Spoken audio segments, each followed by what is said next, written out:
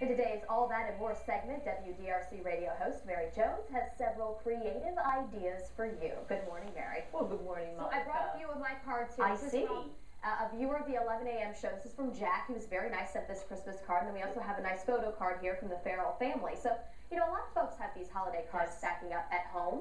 What do we do with them after the holidays have come and gone? Well, and it's a question, isn't it? And that was the question of the week last week on my show, as a matter of fact, and great ideas. I don't take any credit for these ideas because these were really from our listeners. Okay. One great idea that I just loved, and I'm not sure either of those is applicable. First of all, the one with the picture. Okay. People said, you know, the question was, what do you do with your holiday cards? The ones that have photographs, people tend to save photographs.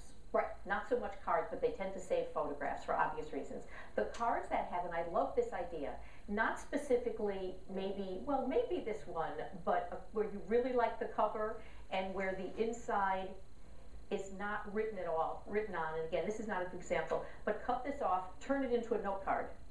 If it's just all white on the back, just address it, put a stamp there, your return address, and you have yourself a great note card. And that can be done with whether it's birthday cards, anything that just has a pretty cover and not a lot of writing, turn it into a note card. That is a great idea. I like that a lot. I'm actually going to start doing that. We talked also in terms of, you know, what do you do during the season once you get all these cards? And incidentally, we seem to be getting fewer cards these days in general. I see more and more people, especially in my household, I keep getting a lot of photo cards. Those seem to be photo cards and also just fewer cards. We're getting more emails.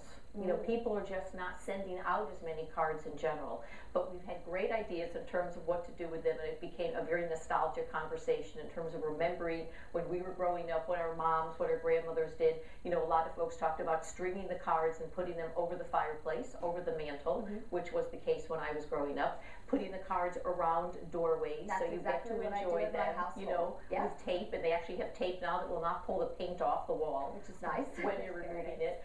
Someone said, and I thought this was wonderful, she saves all her cards, whether it's photos, whether it's a regular card, she saves them all, not for any sentimental reasons, however, Monica, she saves them all, pulls them out the next year, so she'll see who sent her a card the previous year.